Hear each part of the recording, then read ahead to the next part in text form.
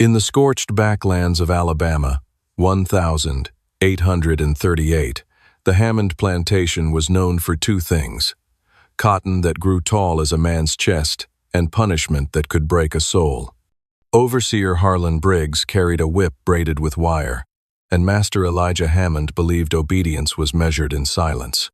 He delighted in taking voices from those who dared speak truths he did not want to hear. But among the enslaved was a young man named Jonas, born with a quiet strength and a way of speaking that made people stop and listen. He had a voice smooth as river stones, a tongue sharpened by scripture and by stories carried across the ocean. The others said God had set a coal of fire in his mouth. He could calm a fight, expose a lie, or shame a master without raising his tone. Elijah Hammond hated him for it.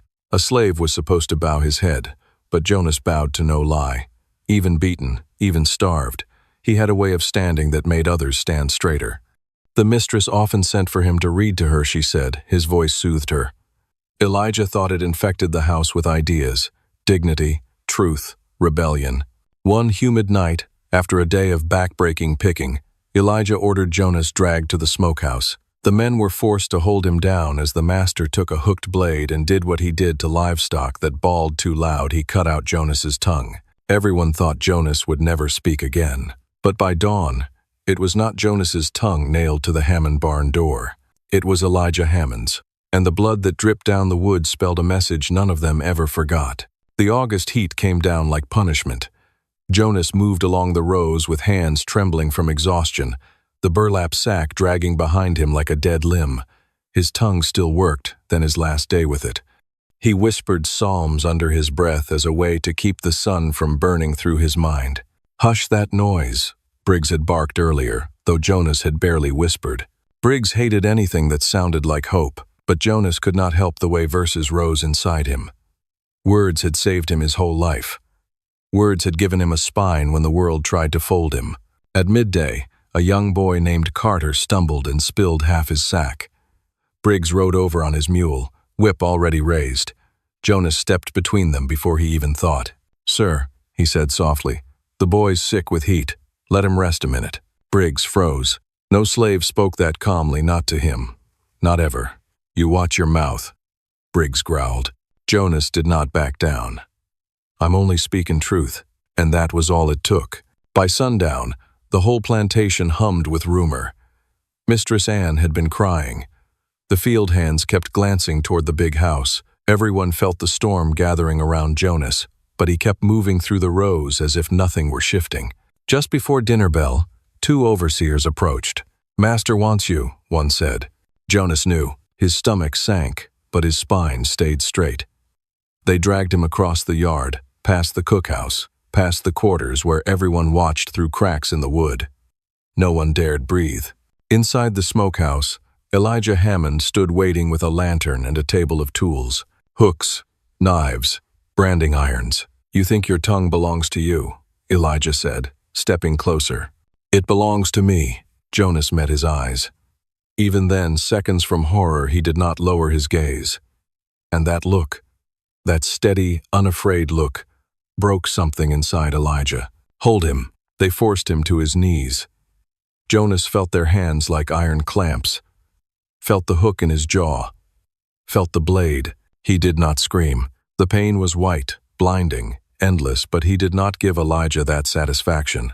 When it was done, Elijah dropped the small, bloody piece of flesh on the dirt like a scrap of meat. He wiped his blade as if nothing sacred had been taken. "Now," Elijah said, "let's see you talk."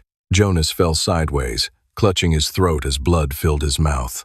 The world swayed. The overseers walked out laughing. Elijah left the lantern burning and locked the door. Jonas lay alone in the smokehouse, shivering though the night was hot, staring at the ceiling beams through a haze of pain. His heartbeat slowed. His breath grew shallow. But then something ancient opened inside him. A place deeper than flesh, deeper than speech. A voice not made of tongue or sound, but rage and memory, and the weight of every ancestor who had ever been stolen, beaten, silenced. He could not speak, but the world around him heard. And miles away, on the far end of the cotton fields, the hounds began howling. Because something was walking through the dark toward the Hammond house. something carrying vengeance in its hands, something that had heard Jonas's silence and answered it. By dawn, Elijah Hammond's tongue, ripped clean from his own mouth, was nailed into the barn door with a blacksmith's spike. Below it, smeared in blood, were 3 words: "Let him speak." Hours passed after the brutal punishment, and the barn stood silent, save for the wind rattling through the timbers. Jeremiah, the young slave whose tongue had been cruelly cut, huddled in the corner, the pain radiating through his mouth and throat. Blood had dried in sticky patches on his lips, and he could only manage muffled breaths, but his eyes burned with something far sharper than any blade, a fire that refused to die. He listened as Master Harlan paced outside the cabin, muttering curses, his bootsteps heavy and full of self-assured menace. The men who had carried out the act had long since returned to their quarters, leaving the master alone with his own arrogance. They believed silence would keep him in power, but Jeremiah's mind was already turning, plotting in the shadows of his suffering. By nightfall, the moon hung low over the fields, and the barn's shadows seemed to twist and breathe. Jeremiah, sensing the faint sounds of the master's restlessness, forced himself to crawl toward the loft. Every movement, a labor of willpower. He had memorized the ropes, the loose boards, the gaps between the planks. Each inch brought him closer to tools he had noticed lying forgotten from the carpenter's bench. Though his tongue was gone, his hands could speak volumes, and they moved with precision, born of desperation and rage. Outside, Master Harlan had grown restless, peering through the barn windows, unaware of the plan fermenting inside. He had never considered that the one he'd mutilated could hold the power to turn the tables, nor that vengeance could be silent yet absolute. Jeremiah found the hammer, slick with old oil, and a length of rope. He tied it with the skill he had learned watching the overseers and farmers handle horses and livestock. Then, with careful patience, he threaded the rope through a crevice in the barn's ceiling, testing its weight and strength. Each moment, each breath, drew him closer to the reckoning that would come under the cover of night, when the master's arrogance would meet the precision of a man who had nothing left to lose but his silence. Hours later, as the master wandered near the barn, thinking the night too dark for harm, Jeremiah positioned himself near the loft hatch. The rope swayed gently above, a quiet sentinel of vengeance. Jeremiah's eyes, dark with determination, reflected the lantern light that flickered from the master's cabin. One final breath, a prayer to no God but justice, and the barn would witness the reversal of cruelty, a punishment measured in the currency of fear, a lesson carved into history in the stillness of that night. The night was thick, the air tense, and the barn waited. And Jeremiah, though voiceless, would soon speak with the weight of every moment of suffering inflicted upon him. The sun had barely risen over the sprawling fields of the McAllister estate when whispers of the previous night's horror began to circulate among the remaining slaves. A thin mist hovered over the barn, curling around the wooden beams and leaving everything damp with the scent of fear and decay. Jonathan McAllister, unaware of what was coming, stepped out of the manor house in his crisp morning coat, expecting the usual quiet servitude from his workers. Instead, the air was thick with unease. He first noticed the stillness. Not a single bird dared to sing. Even the horses seemed to sense something was wrong, stamping nervously and snorting into the mist. Then he saw it. The barn door, usually solid and locked tight, had a new addition. A crude wooden board, nailed haphazardly across the top half, with something dark and glistening impaled upon it. Jonathan's heart froze as he recognized the form. It was a tongue, unmistakably human, nailed in place with small iron spikes. The realization struck him in a wave of panic. He staggered back, his mind struggling to comprehend. This was his own tongue, the very organ he had used to bark orders, to curse and humiliate the slaves, now displayed in grotesque mockery for all to see. Voices, soft but sharp, began to echo from the shadows of the barn. At first, Jonathan thought it was his imagination, a hallucination born of fear. But as the whispers grew, he discerned a rhythm, a cadence, as if someone or many someones was speaking directly to him. "Every word you've spoken, every command you've barked, we heard," came a thin, melodic voice. Then another joined in, deeper and harsher, layering over the first. Every insult, every strike, we remember. Jonathan's knees gave way, and he collapsed onto the dew-soaked grass, eyes fixed on the barn door. He realized then that the night's events were not a simple act of revenge, they were a message, a warning that the balance had shifted, that power, however entrenched, could be overturned. Inside the barn, the slaves moved silently, shadows among shadows.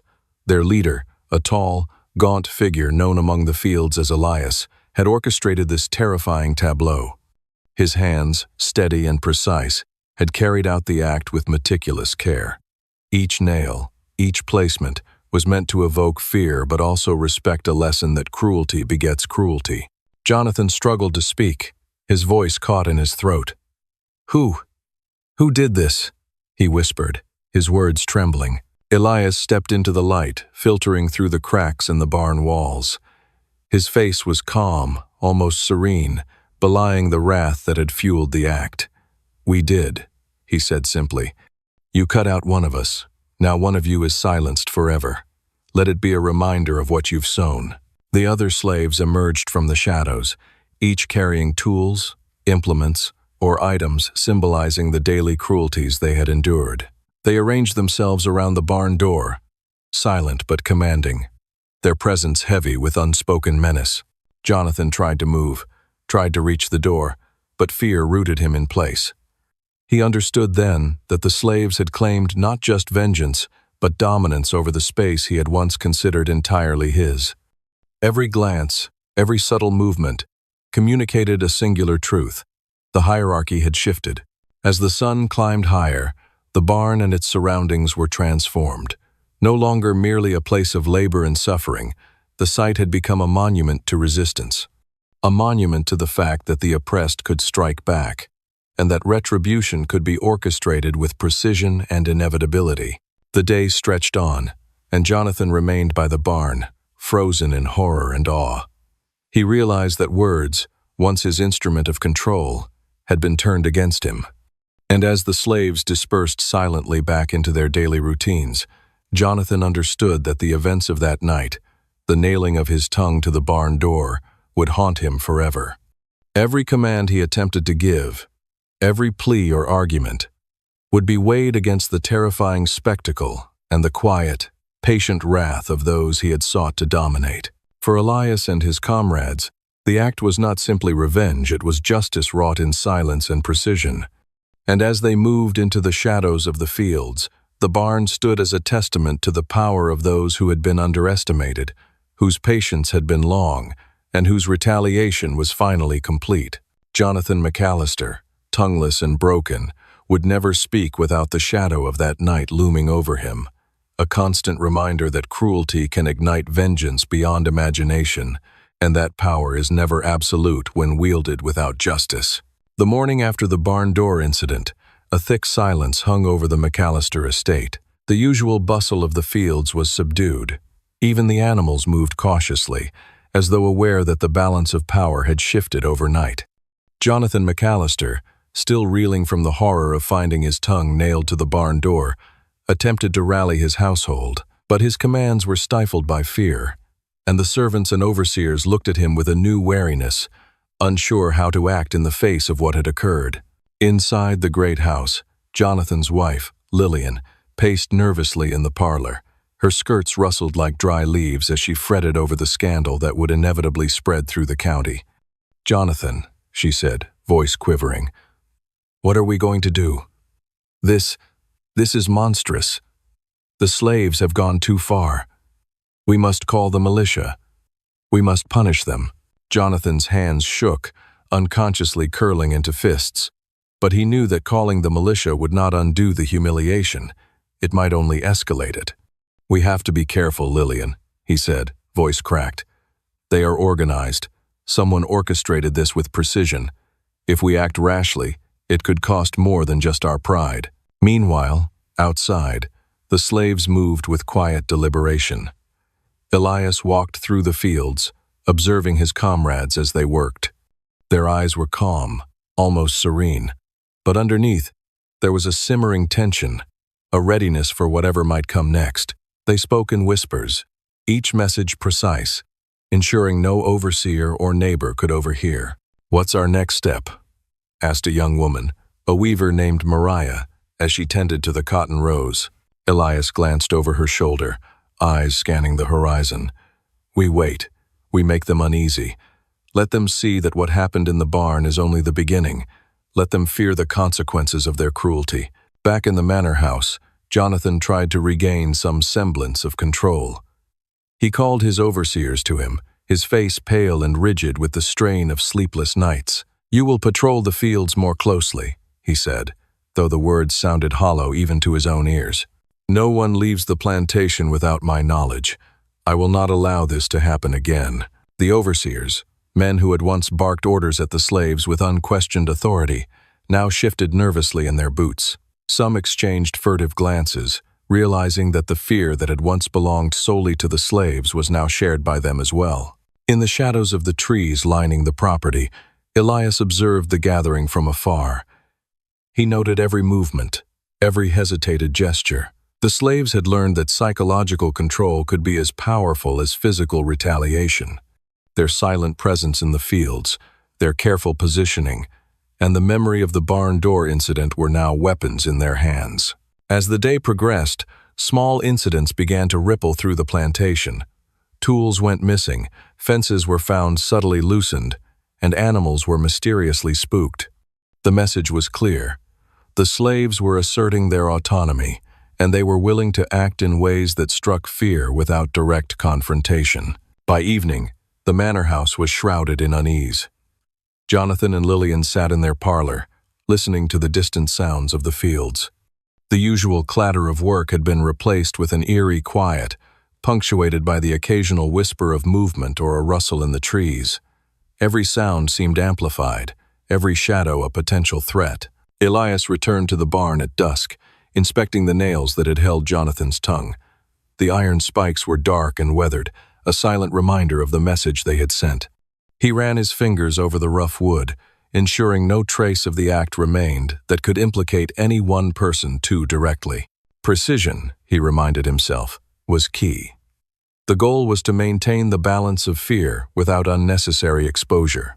Night fell over the plantation, and a heavy fog rolled in from the surrounding woods. The McAllisters retired to their rooms, uneasy and restless, while the slaves continued to move silently through the shadows. The lessons of the barn door were now etched into every part of the estate. Jonathan's authority had been shattered, replaced with a sense of vulnerability he had never known, and the slaves moved with the confidence of those who had taken back a measure of power they had long been denied. As Elias returned to the quarters, he whispered to his people, "Tonight we rest. Tomorrow we watch. Remember the lesson of the barn. Fear is a tool, and it can be wielded without a single word." And with that, the estate fell into a tense, watchful quiet. The echoes of the past night's terror lingered in every corner, a shadow over the McAllisters, a reminder that their control was no longer absolute, and that the slaves, patient and cunning, held the means to reshape the order of their world. Dawn broke over the McAllister plantation with an unusual stillness. The birds did not sing as they normally did. The usual chatter of workers in the fields was subdued, replaced with the soft, deliberate movements of those who knew the night had changed everything. Jonathan McAllister had hardly slept. Every creak of the house, every gust of wind through the eaves, seemed to whisper reminders of his impotence. He paced the upper hallway, fists clenched, repeatedly glancing out the windows toward the fields, where shadows shifted in ways that made him startle. Lillian sat stiffly on a chaise, her fingers entwined tightly, nails digging into her palms. "They're everywhere," she murmured. "I can feel them watching us." Jonathan swallowed hard. "Yes, and we cannot even call the militia without exposing ourselves. If the neighbors find out what happened, if they hear the story." His voice trailed off, the words failing him. Meanwhile, Elias moved among the slaves, issuing silent instructions. Each one had a role. Some watched the manor, others prepared small but precise acts to remind the McAllisters of the night's lesson. A broken wheel here, a misaligned fence there, nothing overtly dangerous, but enough to unsettle. By midday, Jonathan sent the overseers to check on the fences and livestock, but as they moved through the fields, they discovered subtle sabotage ropes tied loosely, water troughs emptied, and paths blocked by hidden debris. Each incident was a whisper, a reminder that the slaves were no longer under complete control. Panic began to gnaw at the overseers. The fear that had once resided solely in the field now infected every corner of the plantation hierarchy. In the kitchen, Mariah quietly poured a small quantity of pepper into the master's midday meal. It was subtle, barely detectable, but Jonathan's reaction was immediate. A sudden, violent cough escaped him, sending Lillian shrieking. The moment was small, yet symbolic. The balance of power had shifted, and the slaves knew it. As evening approached, Elias gathered the group. The sun dipped low, casting long shadows across the fields, and the McAllisters retired to their rooms earlier than usual. Elias addressed his companions in a hushed, urgent voice. "Tonight, we push further, not with violence, but with precision. We show them that the barn door was not an accident, that their fear can be mirrored without a single hand raised against them."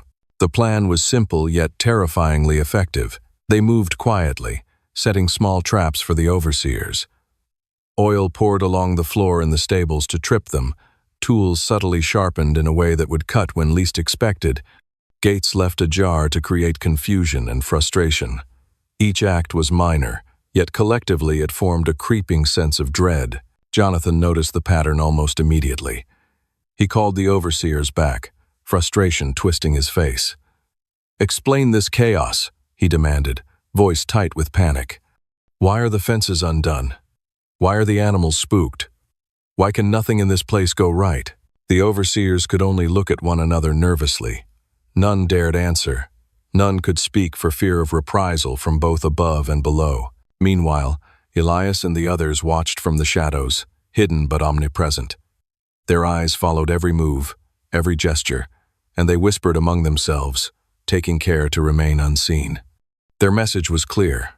The night of the barn door was only the beginning, and the slaves had learned the subtle art of controlled terror. By nightfall, Jonathan had returned to the barn door, inspecting the iron nails that still held his tongue's impression in the weathered wood. The memory of that night was a wound that refused to heal. He could almost hear the whispers of the slaves in the dark, laughing silently at the helplessness they had instilled in him. Elias, crouched in the tree line, studied him with quiet satisfaction. Each day, the McAllisters grew more restless, more fearful, more dependent on the fragile illusion of control that had once been theirs. The power that had seemed absolute was now fragile, cracking under the weight of careful, calculated defiance. As the night deepened, Elias whispered to the group, "Rest now. Tomorrow, we continue." Every misstep they take, every shadow that startles them, reminds them that control is not theirs to claim. The plantation fell into a tense hush, with the McAllisters confined to their fear and the slaves moving silently, orchestrating a subtle but relentless campaign of psychological dominance. The night carried on, but the echo of the barn door act lingered, a constant reminder of who now held the unseen power over the estate. By the following dawn, it was clear. The McAllisters were no longer masters in the traditional sense. Fear had rewritten the rules of the plantation, and the slaves, patient and cunning, were now the true arbiters of power. The following morning, the sun rose weakly over the McAllister plantation, its light failing to chase away the lingering chill in the air. Jonathan McAllister moved about the grounds with a wary caution that had not been his habit before. Each step seemed measured, deliberate, as though the very soil beneath him might betray some hidden threat. Inside the main house, Lillian fussed over breakfast, her hands shaking slightly as she poured coffee. The clatter of cups and silverware was almost deafening in the silence that had settled over the household. Words were scarce. Even the servants who remained in the kitchen spoke only in hushed tones, glancing nervously at one another. The atmosphere was taut, thick with an unspoken tension. Out in the fields, Elias and the other slaves moved with deliberate calm, carrying out their work but constantly scanning the horizon. They had learned patience from the harshness of the past, and they knew that the slow, methodical erosion of the McAllisters' control was far more effective than open confrontation. Every glance, every slight disruption, was calculated to maintain the psychological stranglehold they now possessed. Jonathan called the overseers into the study, slamming the door behind them.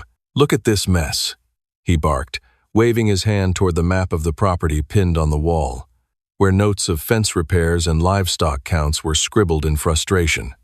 Every section of the plantation seems to be failing simultaneously. What in God's name is going on? One overseer, trembling, finally spoke. "Sir, we can't explain it. Nothing we try seems to work. Gates swing open on their own. Animals panic for no reason. Tools are misplaced." His voice faltered. "It's as if the land itself is against us." Jonathan's eyes narrowed. "You're telling me the fields have turned against me?" He laughed bitterly, but it was not a sound of humor. It was the laugh of a man beginning to recognize that the illusion of control he'd relied on for decades was collapsing. Meanwhile, Elias had taken up a position atop the ridge overlooking the northern fields.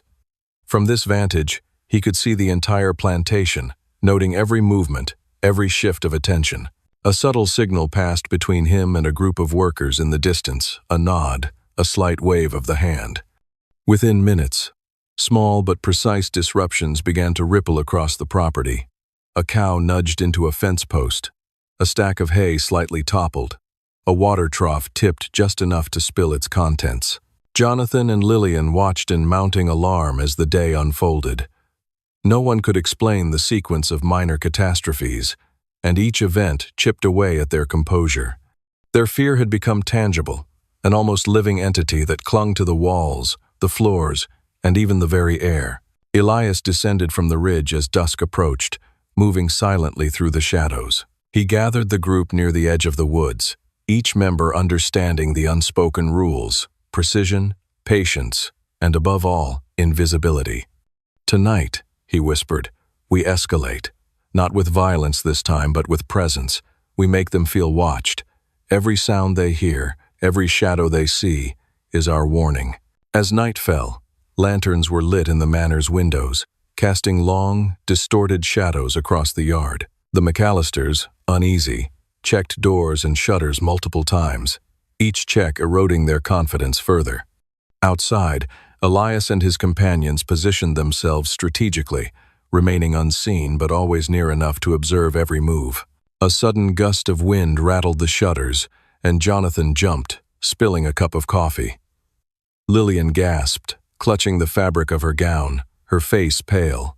From the woods, a soft, almost imperceptible whisper seemed to drift across the yard, a sound so faint that one could convince oneself it was the wind. Yet the effect was immediate. Fear tightened its grip around the McAllisters' hearts, and the once confident man and woman found themselves trembling, trapped in a mansion that felt more like a cage than ever before. Hours passed with no further direct interference, but the psychological campaign continued. Every creak, every whisper of leaves, every movement in the shadows reminded Jonathan and Lillian that their authority had been irrevocably compromised.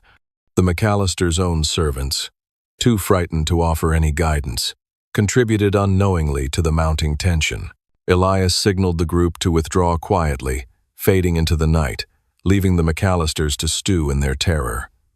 It was a masterclass in patience, strategy, and subtle dominance. The lesson had been reinforced.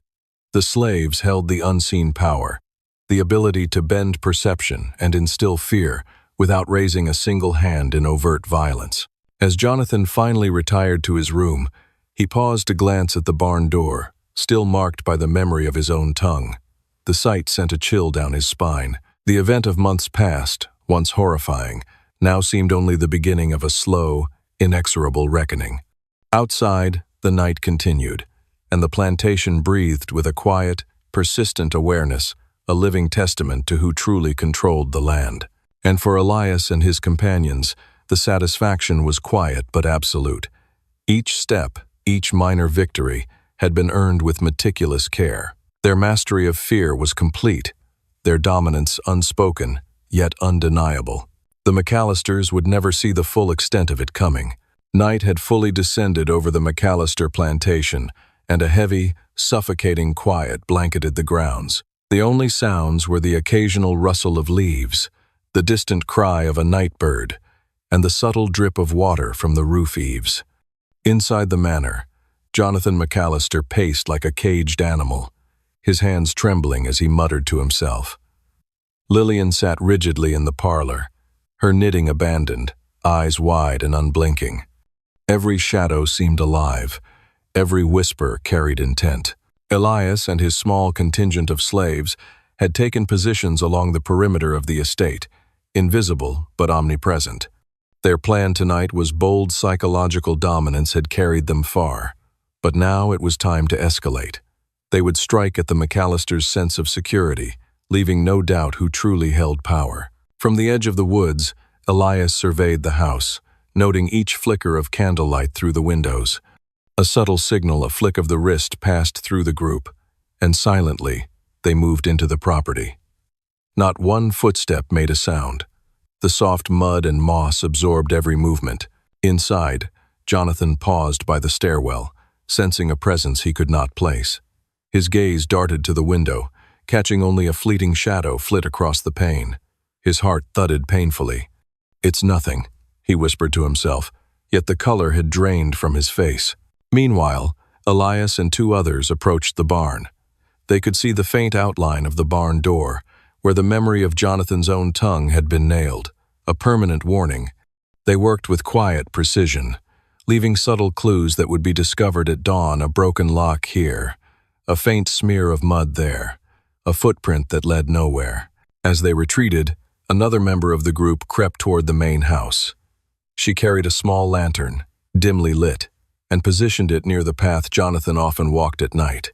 The soft glow cast long, menacing shadows that danced along the walls, creating figures that seemed human but twisted, grotesque. When Jonathan spotted them, his voice caught in his throat. "By God!" "What? Who is there?" Elias signaled his team, and the night continued to unfold like a living nightmare for the McAllisters. A soft whisper, one that mimicked Lillian's voice, floated through the hallways. She spun toward the sound, but the hallway was empty. Jonathan stumbled down the stairs, heart racing, as objects in the room subtly shifted. A chair slightly moved, a book fallen open at a page he could not read, a cup tipped ever so slightly, spilling the remnants of his drink. Hours passed with this orchestrated tension, every move designed to erode confidence and heighten fear. The McAllisters were prisoners in their own home, surrounded by invisible observers. Every glance over their shoulders, every hesitant step was a reminder of their loss of control. Out in the fields, Elias watched silently as dawn approached. The horizon began to lighten, and the first weak rays of sun revealed the subtle marks they had left overnight: broken branches, disturbed soil, and traces of movement where none should have been. These were not attacks of brute force, but signs that the land and those who labored on it now bent the night to their will. Jonathan and Lillian emerged at first light, weary and hollow-eyed. Their servants, though loyal in appearance, bore the same tension and quiet fear, unwilling to offer reassurance. The McAllisters' illusion of control had been shattered completely. Elias gathered his team at the edge of the woods, their faces lit by the soft glow of morning. No words were necessary. The mission had been executed flawlessly. They had instilled a terror that would linger far longer than any physical wound could. The McAllisters now lived every day under the weight of invisible power, constantly reminded of the reckoning that had already begun. And in that stillness, Elias allowed himself a rare moment of satisfaction.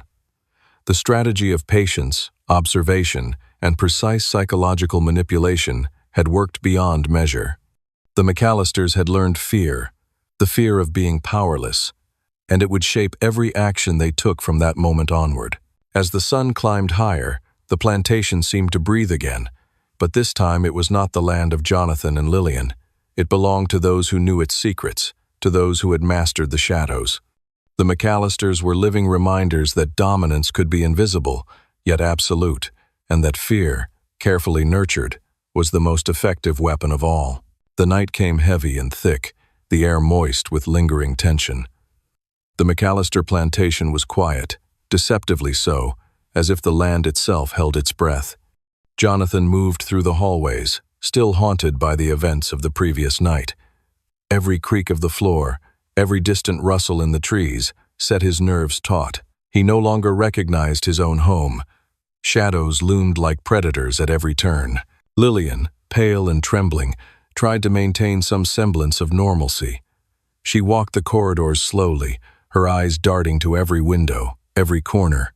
She had begun to notice subtle changes, a chair slightly out of place, a book open to an unfamiliar page, a lantern that seemed to glow faintly even when unlit. Her mind whispered warnings she could not ignore.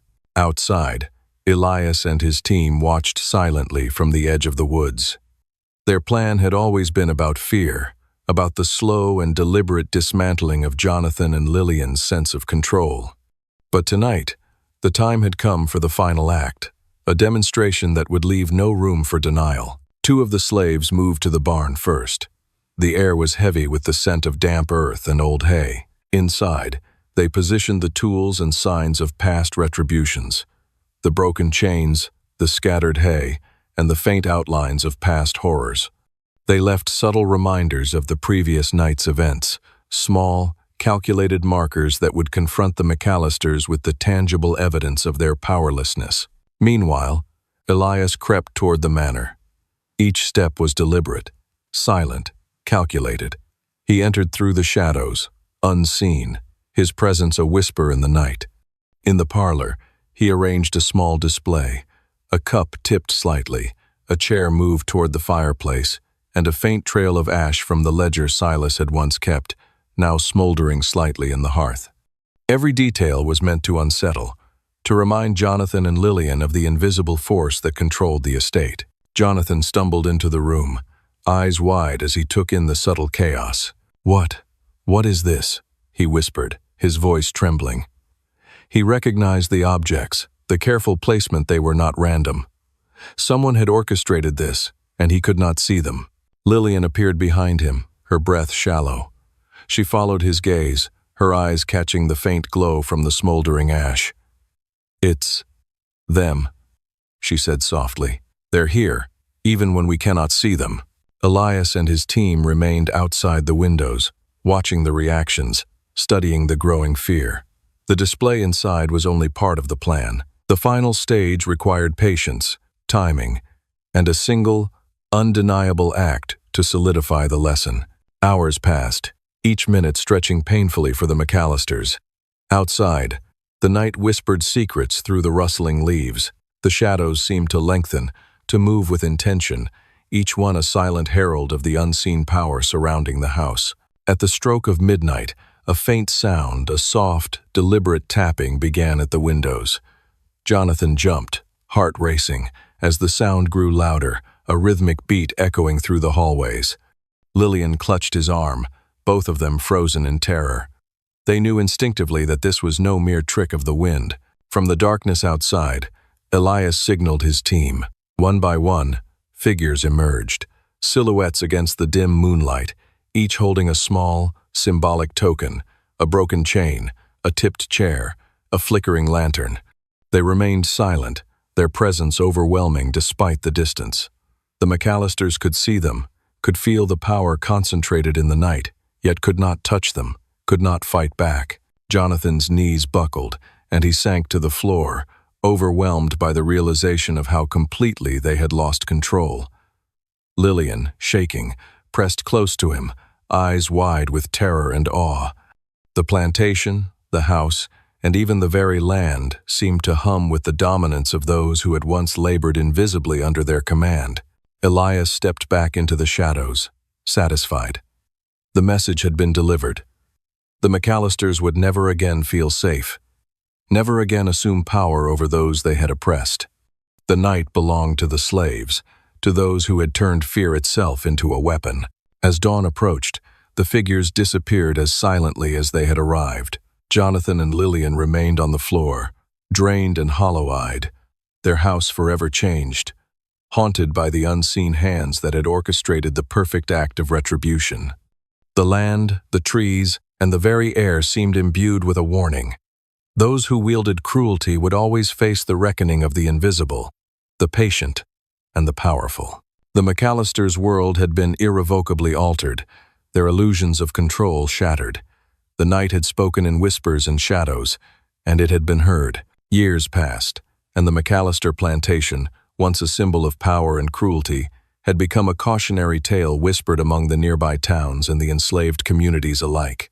The land itself seemed transformed.